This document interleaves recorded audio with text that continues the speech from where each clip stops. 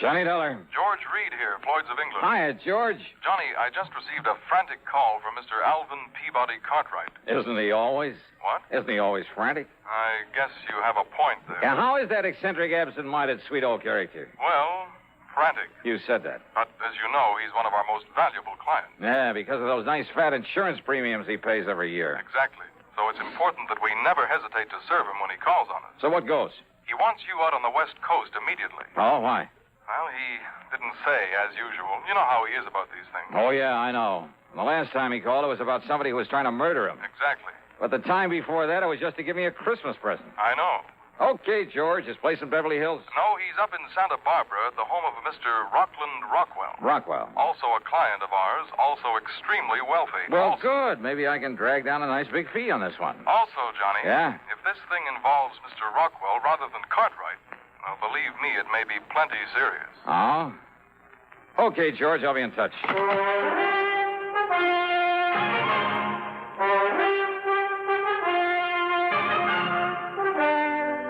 CBS Radio brings you Bob Bailey in the exciting adventures of the man with the action-packed expense account, America's fabulous freelance insurance investigator. Yours truly, Johnny Dollar.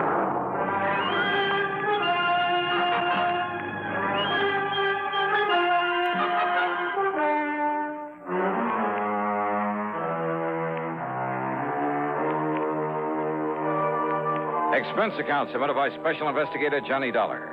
The Floyds of England, North American Office, Hartford, Connecticut. Following is an account of expenses incurred during my investigation of the too much money matter. Expense account item 1, $171.40 for a plane that got me to Los Angeles early the next morning. Item 2, $50 deposit on a rental car. And the drive up the coast to Santa Barbara took me a little under 2 hours. A gas station attendant who gave me directions to the Rockwell place seemed quite impressed that I was going there. I found out why about 20 minutes later after driving up to the top of a high, densely wooded hill. Yeah, there must have been 10 acres, all of it beautifully landscaped. Broad, sweeping lawns. And on the wide, winding road up to the main house, I must have passed at least a dozen gardeners and nurserymen, tending not only the vast lawns, but the well-ordered shrubbery and the magnificent trees, the myriad flower beds. As for the house itself, well, to call it a castle would almost be an understatement. All of it, built of native stone, with towers, turrets, and parapets. And purely incidentally, there must have been 7 or 8 expensive cars parked in the driveway. Yeah, I felt almost timid about raising the heavy iron knocker. Yeah, real impressive. But, Johnny! Hiya. I knew you wouldn't let me down. Yeah, hi, Mr. Cartwright. You're a good boy, Johnny. Only, I expected nothing less than 3 or 4 uniformed butlers to let me into a joint like this. Isn't it a lovely little place? You call this little? Well, if Rocky Rockwell ever gives in to me and sells me this house, yeah, or if anything happens to him... Oh, you think something may? Oh, now that's a silly question. Why else you think I'd send all the way to Hartford for you? Oh, this is a terrible situation, Johnny. It's Now, well, you terrible. better tell me all about it, then. Well, then don't just stand here at the door letting in the flies. Oh. Come on inside and I will. Yeah, sure. Johnny, I've thought that I've had reason to think that maybe my life might have been in danger now and then. Oh, I know. But always, thanks to you, that danger's been removed. But in the case of Rocky here, oh, and he's an old friend. Well, Johnny, I honestly don't know what you can do about this whole terrible thing. But you will, won't you? I mean, you'll do everything you can. Well, where is Mr. Rockwell? Brave, brave man that he is. Rocky is going right ahead with his parties, his entertaining, just as though nothing was wrong. Entertaining of whom, Mr. Cartwright? Of anybody, everything. Huh? Now, don't you understand, Johnny? That's all he does. Oh. He gives hunts and balls and parties and entertains people. Well, what would you do if you had all his money in this beautiful place and all the time in the world to do it? Well, I don't know. Well, of course you would. So, right now, Rocky and his guests are out riding on a fox hunt. You know, yoinks and tally-ho and suey and all the rest of it. You know. Oh, yeah? Yeah, just as though everything was all right. But it is. Oh, no, it certainly isn't. And if this this terrible, this tragic... This- this... This what, Mr. Cartwright? What? Well, you still haven't told me just what you're so worried about. What's the matter with you, boy? I'm worried about my friend, Rocky. Rocky Rockwell. But why? Huh? Oh. Well? Oh, yes. Well, of course. Well, because he's going to be murdered. You're sure of that? Yes, Johnny. Murdered.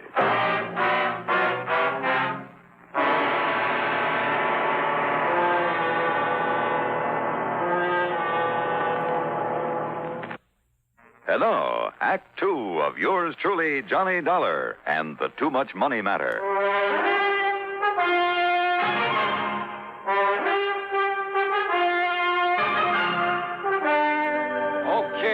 Okay, now, Mr. Cartwright, you'd better tell me exactly what reason you have for thinking Mr. Rockwell may be murdered. Maybe he will be it. Unless you can do something about it. Why? Well, Johnny, I'd rather he told you about it after he and the rest come back from the fox hunt. Well, look, if this is such an emergency... Of course it is. Okay, But then. First, I want to show you around this lovely little house. Huh? You know, to see what you think of it, in case Rocky does decide to sell it to me. Oh, now, wait, Mr. Or, Cartwright. heaven forbid, in case something happens to the poor man. But if it's so urgent that I get to work on this case, I told you shouldn't... it is, didn't I? Now come along, and I'll show you the house. Mr. Cartwright. Not another word, Johnny. Come along.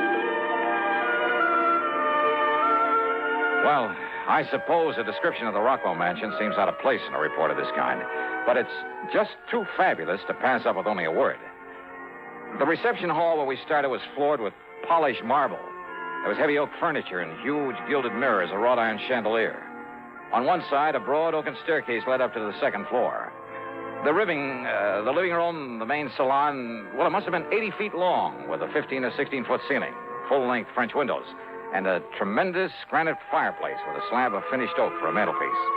A thick, lush oriental carpet covered almost the entire floor. And then there was a music room with not only 2 concert grand pianos, but a full pipe organ. The main dining room could have seated at least 100 people. And there was a morning room with walls of patterned silk instead of wallpaper, a couple of private little sitting rooms. The library must have held literally thousands of leather-bound books on mahogany shelves that reached from floor to ceiling.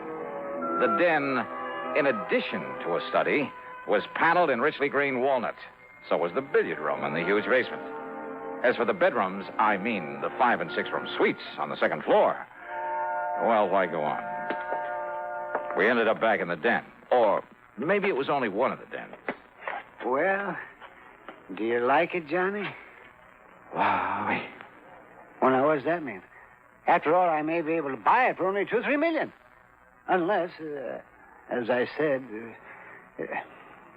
Johnny. But why, Mr. Cartwright? Why do you think he's in danger? How should I know why? And why should I be bothered with trifles like that when they... Oh, look. Huh? Look. I see. Here they come. They're riding gaily over hill and dale. They're returning from the hunt. Oh, Mr. Rockwell's with him? Of course he is. So, Johnny, you stay right here. Well, now, look. And I'll go out and fetch him to come in and tell you everything. Well, Mr. Cartwright...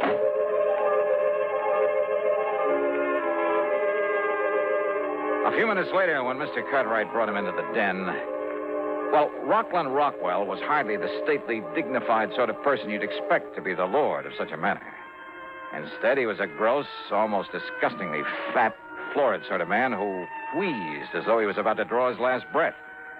I wondered how he'd survived the rigors of a fox hunt, or more to the point, how he'd found a horse powerful enough to carry him over the jumps. He plumped into a chair and got right to the point. It's as simple as this, Dollar. Huh? Years ago, over in England, I pulled a real fast one on one of my competitors over there, a fellow named Ashley, Lord Jacob Hunter Ashley, Britisher. Oh, I see. Britisher. He did it so clever, yes, he never knew that I was behind it all. He thought that I was still his friend, especially when I gave him a couple of thousand of those British pounds to keep him and his wife and kid from starving. Uh-huh. I put him out of business, ruined him. Dollar, it got me all of this. You like my place? It's impressive. Yeah, that's it. It's impressive. Impress anybody. Yes, sir. Yeah. But go on, please. Well, Dollar, I figured I'd been smart enough that nobody would ever know that it was me tricked Ashley, especially when Ashley finally died, not even knowing himself. But now somehow Ashley's son, Marvin, been one of those worthless actors, play actor all his life, and somehow Marvin Ashley has found out. Well, how do you know, Mr. Rockwell? How does he know? Why, Johnny. Well, Mr. Cartwright? How? Huh? But, well, I don't know, Johnny. Mr. Rockwell? A few months ago, Marvin wrote me from England and said he was coming here and to take bloody revenge for the poverty I inflicted upon his father and family. And his exact words, Dollar. Exact words, huh? Words. Well, then he must have been quite a ham. Yes, and then a few days ago, a telephone call, that silly British accent, just like his father. Young Ashley. Yes, Marvin Ashley, to say that he was here in the States. I see. And I told him that I'm a changed man, Dollar. Well, I hope so, Rocky. Yes. I told him that I'd make it up to him and give him anything he wants. Told him it's been on my conscience, and it has, Dollar. Yeah, Dollar. I'm sure it has. But he told me that he's coming here, that he's going to kill me. Rocky, for what you did, I don't blame him. I know. Yes, well, if I'd have known such a thing about you... I know. But I'm sorry now. I'm sorry. Why? Because you're scared? I say I'm sorry. Isn't that enough? All right. Don't you see, Dollar? Unless you can somehow find him, he'll murder me. Murder me.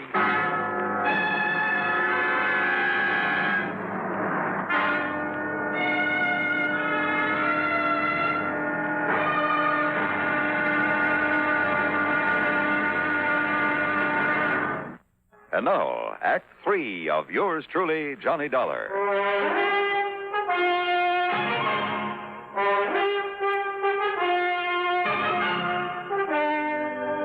Rocky Rockwell, if I'd known this about you, and I thought you'd earned all your money honestly. Who are you to talk, Alvin? Did you earn yours honestly? Well, of course I did. I inherited Oh, it. now, look, All gentlemen. right, Dollar. Maybe I was wrong. Maybe Ashley is right in wanting to kill me, but it's your duty to see that he doesn't, whether you like it or not. Okay, maybe so. At least until I can get the police here. The police, and expose me for what I am. I mean for what I once was. Maybe you were right the first time. Attaboy, Johnny. I'm with you. Why, Rocky... You shut up, Alvin. Now, listen, Dollar. Marvin Ashley could even be one of the people here in my home right now. You mean you don't even know all your house guests? How can I? There must be 20 of them. 20 or more. Sure, some of them are friends, but some are friends of friends, or friends of friends of friends, or I entertain people all the time. Everybody knows it, so anybody comes who wants to. All this so you can show off your wealth. All right. So what if it is, eh? How much do you know about young Ashley? His looks, his build? Nothing. How old is he? Well, he could be 35 or 40 by now. Well, if he hasn't shown his hand, made any attempt to get at you... If he hasn't yet, then he will. And if he's here now, you've got to find him. Well, Dollar? I'll give it some thought. I didn't like this because I didn't like the man Rockwell. But a job's a job, and after all, I was on assignment. There were nearly 30 people at dinner that evening, and Rockwell made a good host, even though he didn't know the names of half of them, and he gave no sign that he suspected any of them. Nor did I. Nor did I see anyone who looked or sounded English, much less like any actor I've ever known. After dinner, Rockwell took me aside. Well, Dollar, is he here? Have you spotted him? No. Well, but you've got to, boy. Because the more I think about it, the more sure I am that he must be here by now. Maybe not. So you've just got to stay with me all the time, every minute. Now, look, Mr. So Rockwell. come along. Gibson, Stratton, Edwards, and Peterson want to play some pool down in the billiard room. Gibson, Stratton? Well, you met them at dinner, so we'll play some pool and get better acquainted with them. Well, look, I'm afraid I'm a little rusty. Come along, Dollar, because don't forget, if Ashley is here under some other name, he's going to stay close to me, too. So I went along with him to the billiard room where the four he'd mentioned were waiting to play. After being reintroduced to them, I was satisfied none of them was an English actor by the name of Marvin Ashley. Needless to say, none of them called himself by that name. Yeah, good shot there, huh? Stratton is in here. That's right. Thanks, Mr. Rockwell. Well, go ahead now and sink that 4-ball. Go ahead. Yeah. It looks like a bank shot's the only Bank way. shot. Well, here goes. It's too bad, Stratton. You might have made that with a massa shot. With a what, Mr. Gibson? Massa. Masse shot, Dollar, is when you hold the cue up vertical and... Oh, yes. I'll show you $1 after this game is over. Dollar? Yeah. Name seems kind of familiar. Oh, does it, Mr. Gibson? Well, I could come be on wrong, now, you know, Edwards. What are you waiting for? See if you can get that 4-ball. Sure, Mr. Rockwell. Sure I can. 4-ball. And the 5 and the 6 and all the rest. You watch this. Tell me, you ever get up San Francisco way, Dollar? Well, not often, Mr. Gibson. Why, are you in business up there? Yeah, in a brokerage office. Oh. Rockwell's one of my accounts. I doubt if he even knows it, though. I had to introduce myself like a perfect stranger when I came down here for the weekend. Yeah, I can understand that, all right. Okay, now, Peterson, see how you can do. 5-ball, eh? Well, I certainly missed that time. I got the 4-ball and nothing else. Edwards, is it? That's right, Sam Edwards. And your name again? Dollar. You look familiar, Edwards. Do I? Yeah, haven't I seen your face or picture somewhere before? Excuse me, will you? I want to get myself another drink. Yeah, sure. That was funny. Oh, but as I was about to say, Dollar, when you come up to San Francisco again, look me up. I'll show you the town, give you the grand tour. Fine. Good. Drive you down the coast to Cliff House, perhaps, for lunch. To where? The Cliff House. It's a place to eat there at the... Yes, I've heard of the place. All right, come on now, Dollar. We're waiting for you. Oh, well, maybe I'd better skip this turn. Mr. Oh, Rockwell. no, you don't. You got to see if you can sink the 8-ball. Well, The 8-ball. maybe Mr. Gibson here would like to get that one out of the way, huh? What? Here now, take your cue and show us how it's done. Well, okay, Mr. Rockwell. You mean... like this? Well, now that's just fine, Dollar. You ripped the cover, and that's the end of this game. Yeah, the game is over. It sure is. And I guess I could be corny and say the play is over, too. The play, Dollar? For Mr. Gibson here. Only that isn't his name. What was that, Dollar? Well, a couple of minutes ago, you talked about making a massa shot. Well? Well, only a Britisher calls it that. We call it masse. Dollar. Well, I'm afraid I don't But understand I what... suppose even an actor might make that slip. Actor? Yeah, your real slip, though, Ashley, was in naming that restaurant up the coast. Ashley? Are you addressing You me said as... Cliff House, didn't you? Are you talking about Cliff House, this side of Frisco? Oh, now, look, Yeah, that's here. right, Mr. Edwards. Cliff House. But you said Cliff House, didn't you, Ashley? The way only an Englishman would. Did you say Ashley again? That's right. Marvin Ashley, the actor who came here to murder Mr. Rockwell. Gibson, broker from San Francisco, huh? Well, not a bad act, Marvin, but I'm afraid your acting days are over. Well, I'm sorry, old boy. But that's where you are quite now, wrong. wait a Oh, minute. that's a gun. Because I assure you that I am not finished until I kill this despicable... He has a gun! And I have a pool cue. Good man. Good. Not as rusty as I thought.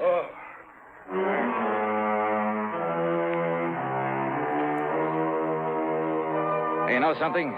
Dear old Alvin P. Cartwright furnished the high-powered legal talent that got Ashley off with nothing more than deportation. And needless to say, Cartwright is really through with Rockwell, as it would be. Expense account total? Forget it. Alvin P. handed me a check big enough for 3 expense accounts. Yours truly, Johnny Dollar.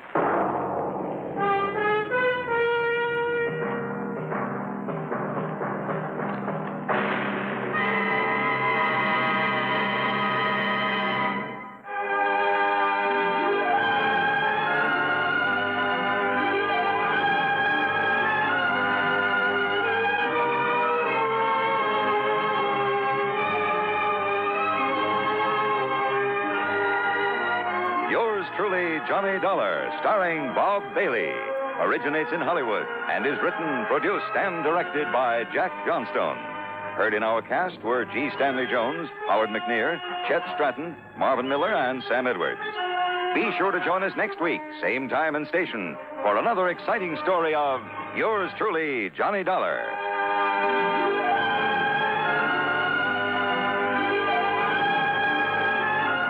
This is Hugh Douglas speaking.